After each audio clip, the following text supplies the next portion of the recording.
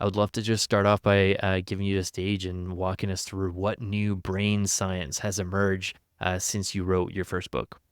I really like that question a lot, and I think the audience will find the answer related to some practical guidelines because one trend that has become very popular in brain science, in fact, one of the hottest trends in neuroscience, is called embodied cognition. The book is about attention, but we're starting to recognize that the way that the brain pays attention and focuses on things and starts building memories and as a result starts planning and making decisions is not based just on mental representations we create from the reality around us. We create those perceptions and the attention and the memories and the decisions at the intersection of how the brain, body, and environment all interact together. Brain, body, and environment. So therefore, the trend of embodied cognition. So a practical guideline that I'd like to offer all our listeners is as you're thinking about your audiences, as you're thinking about growing your business, always wonder how can I involve my audiences internally and externally, physically. For Hmm. instance, a very easy technique that I have started applying even in my own neuroscience studies is to simply allow people to take notes during a study. So we may show them a sales presentation, for instance, or some marketing collateral. And years past, we were asking people, begging people, participants, to not move during the neuroscience study because as you're wearing an EEG cap and all sorts of other biometric tools, at the time, we couldn't really distinguish between cognitive functioning and muscular movement, but now the algorithms are getting better. Hmm. And just the physical process of enabling somebody to take notes. So as you're talking to customers, say, please write this down, this will serve you well. As you're talking to team members, say, please write this down, it will serve you well. But now you're involving the fingers, the hand, the rest of the arm, the neck, almost the entire body contributes to that function. One of the reasons why taking notes, by the way, is turning into a much more memorable affair versus just sitting passively and listening to things. So I'm hoping that all of our listeners right now are taking note. I will share. Do you think this is harder to do in a remote world where a lot of meetings are done on Zoom over video, just like our podcast right now is done remotely?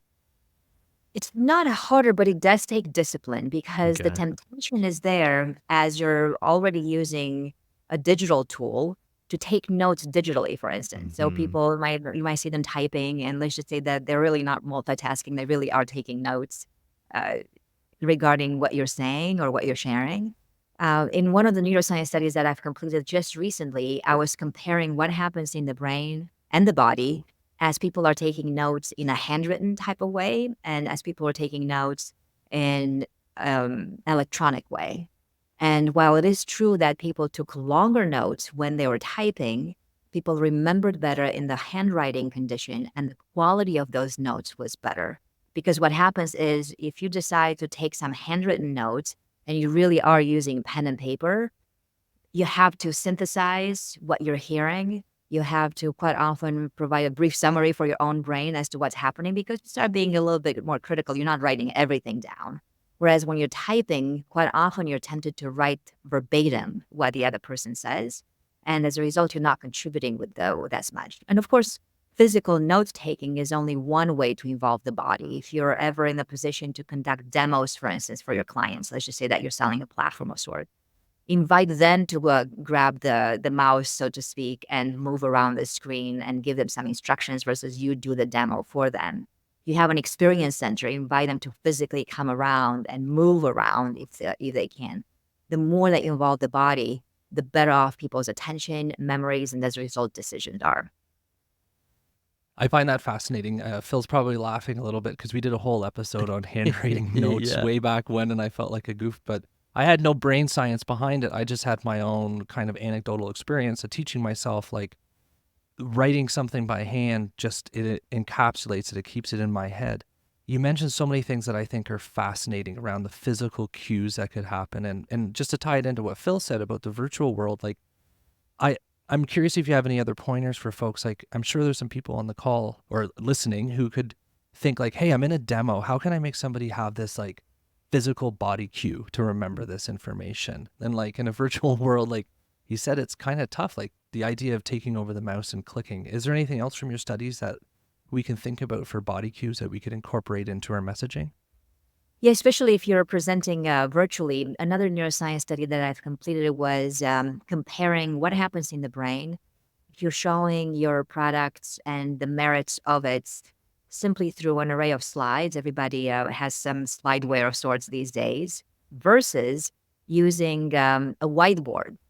Now, on a whiteboard, I don't have one here behind me. Every so often, I'll bring one. You're grabbing a marker and you start drawing physically.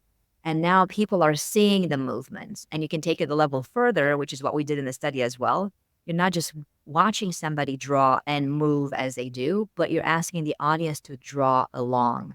Mhm. So, a practical guideline for anyone listening: if you have some concepts, perhaps not all, but some that render themselves to some whiteboarding, definitely apply that technique and invite people to draw along, because that is the ultimate, and not only just handwriting, but in creating some sort of framework, a mental model that now you're putting in somebody else's brain.